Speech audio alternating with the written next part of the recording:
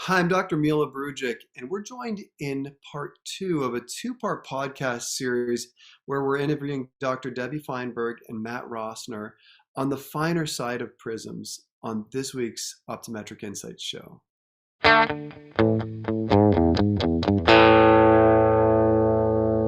So Matt, Dr. Debby, thank you guys for both being back on here. The first episode was awesome. I mean, there are things, and we see that optometry is becoming increasingly specialized. And I think the interesting thing with the profession where we are right now is that with specialization, you're seeing that you really have to have one, a focused passion to helping the patients in that category, and two, doing something above and beyond, something different to get yourself prepared to care for these patients. Because the last thing you want to do is inappropriately provide care that you may be able to do. And one of the things, Matt, that I wanted to do a deeper dive in, and you as well too, Doc Debbie, is talk about the Neuro Visual Medicine Institute. I think this is just a beautiful move forward to training more doctors on really what you've learned in your last 30 to 40 years doing this in your office, really how it's evolved and the processes that you have in place. So if you could, for the audience, kind of share with us a little bit more about what happens during that training where a doctor maybe just a little bit familiar with prisms, maybe just a little bit familiar with what you do. Again, most of us, I hedge to say, are naive still about this topic. I still think that this is a growing area of optometry. So give us insights into what happens during the training, how long it is, and what somebody can expect to go through during the training process with you guys. So the training process is, I don't know if we would use this term, but it might be helpful just to visualize. It's kind of a crash course on Prism. And not only on Prism, but on all of the types of patients who suffer from BVD. And that's the term that we utilize to kind of combine, and it's an umbrella term for all the patients struggling with headaches, dizziness, anxiety, dizziness while driving or car sickness, and even learning and reading issues with kids. So the symptoms we work with and we teach about how to treat are quite wide in breadth. The training program itself starts with a 5-day intensive where clinicians come to Michigan. They oftentimes bring one of their administrative staff to learn the business side of things. And really it's 5 days of patient care, a deep dive into pathophysiology. We also, every clinician receives a neurovisual exam as they begin their path in this work, because we know that receiving the care first as the user before the creator or the giver is a really important empathy driving exercise. And so we always begin with that. But by the end of the week, they've seen a lot of different types of neurovisual patients with all sorts of symptoms that we treat. And they're comfortable and ready to go back and start seeing these patients live the following week. But what we do to make sure that they're supported along the way is we have a biweekly clinical coaching program. And over time, we coach them specifically on the cases that they've seen over that past time period and give them patient-to-patient guidance on how they might optimize the care or increase the relief when they have that follow-up appointment with the patient. So it's not here's the training, see you later, do what you have to do with the information that you've given. Like, you're kind of really making sure that when they're starting to deliver this care, that as they start seeing maybe things that are unexpected, they're prepared and they have that consultative still approach with you and the Institute. Right, because 5 days just isn't enough to get everything. She says it's hard to, put 20 years into 5 days. And so we do everything we can to diversify our schedule and get them as many different types of patient cases as we can. However, they're not going to see everything. And so we know that as they start filling their schedule with neurovisual patients, they're going to see things that they might not have experienced yet. And we want to be there to support them along the way. Yeah. Have you found too that people that have gone through this process, they're better at one, even identifying people that aren't necessarily coming in for this form of evaluation. Like they're seeing their regular patients and they say, oh my gosh, this is like the person that I've been caring for the last 5, 10, 15 years. This is exactly what they're talking about, and I know how to fix this now. Do you find that kind of rediscovery from clinicians? We've got some good stories. We actually ask them to run the BVDQ by all of their patients. And before they even come, they'll come with a stack of 100 questionnaires, 50% of which need further care. Because who would have asked them about their dizziness or their nausea or their imbalance with walking? That would have been the neurologist. But here it's in now their toolbox to begin to sort those symptoms. So yeah, they enjoy going back and looking at the scores and saying, wow, I have to bring Mrs. Jones back in. And they tell all their patients that they're going for this training and begin to share their knowledge with patients coming back into their office for their annuals, realizing there's more that I can help this patient with. Wow, that's absolutely fantastic. I love the fact that you're still staying connected with the clinicians that you're working with, because again, Debbie, as you're well aware, one of the challenges with just continuing education, we're not talking about the education that we went through in optometry school, but as we do our continuing education, we oftentimes get a chance to interact with some of the experts in the field in different areas, but we're with them for an hour, maybe 2 hours for that class, and then the communication is completely cut. And a lot of times those things that the finer points on things are through the experience and then through having that consultation with the individual that shared the information with you. So I think that is so critical and crucial for the success of this. And I can really see how the individuals that have done this training have to be able to respect and appreciate the fact that they can always be kind of contacting you for question marks around those patients that they have questions about.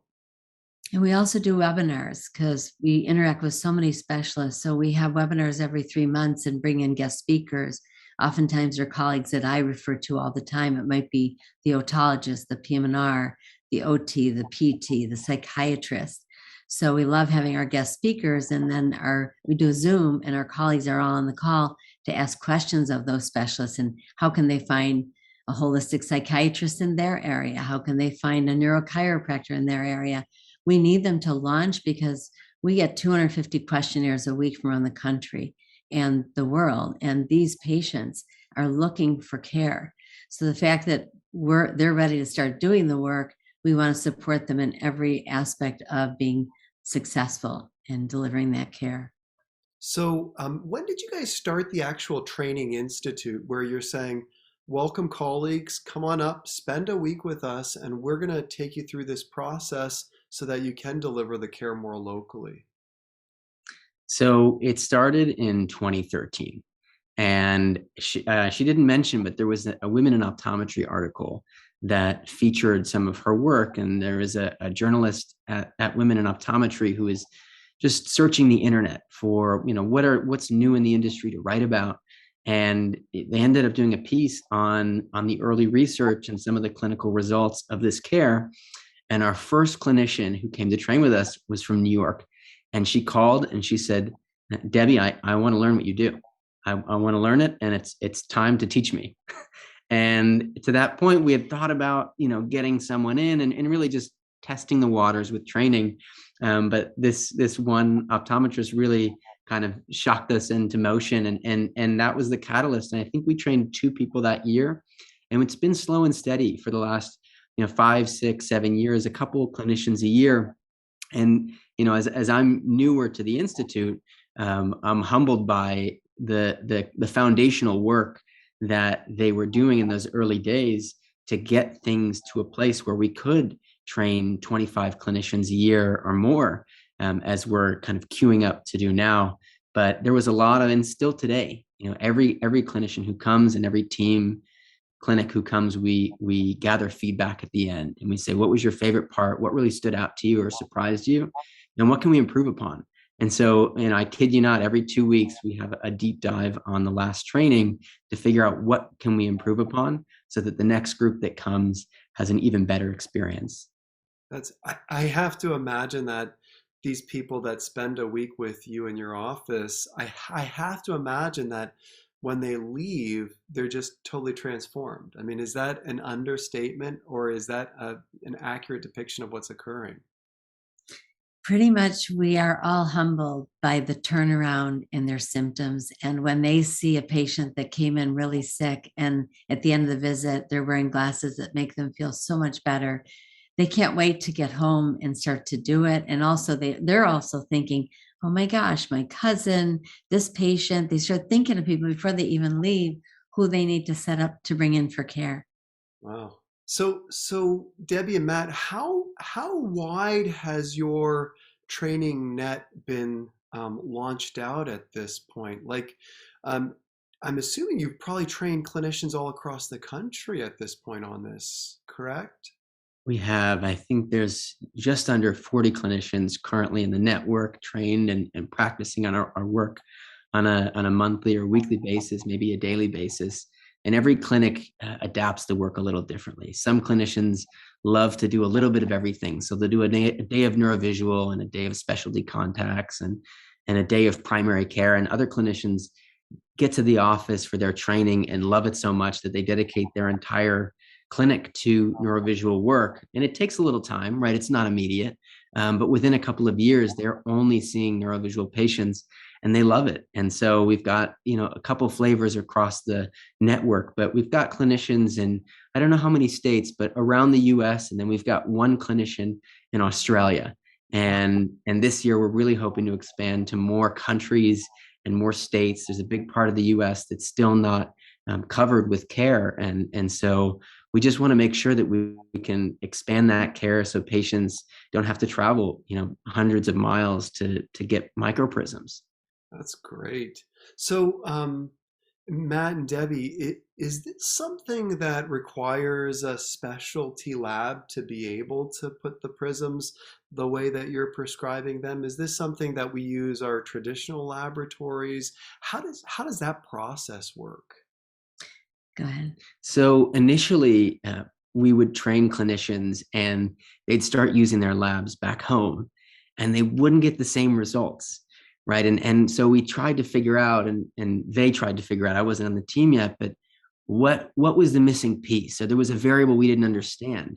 And it turned out that their labs didn't understand Prism. And, we have stories of labs just taking the Prism out because they thought it was an optician error. They just put the number in the wrong box. Or what probably is more common across the country is, when we talk about labs, we're talking about ANSI standards and the standards of precision across the country, which are a quarter diopter in any direction, right? And for the prescriptions that neurovisual clinicians are learning, those are potentially just a quarter down, a quarter up. So they're quarter diopter prescriptions. So we needed to work with a lab and train them. And we worked with a couple over the years on how to get really precise lenses with a tolerance that's less than a quarter, oftentimes an eighth of a diopter or lower. So the lens itself, we use all sorts of lens designs, and we've got our preferences based on which types of patients succeed with which lenses. But the precision we found is so crucial to getting the patient a pair of frames and lenses with the same relief that they felt on the day of their exam. Oh, that's great, you guys. That's awesome. So you guys provide clinicians with those laboratories where you're like, we've kind of vetted these laboratories out, and these are the ones that really have the ability to go down to those levels. Is that a correct way to describe it? Yep. Yes. Fantastic. And Matt, how would somebody go about, like, if they said, I want to know more about this, and I want to know more about this training, and I want to know more about this, how would they get in touch with you? How would they find out more information on this?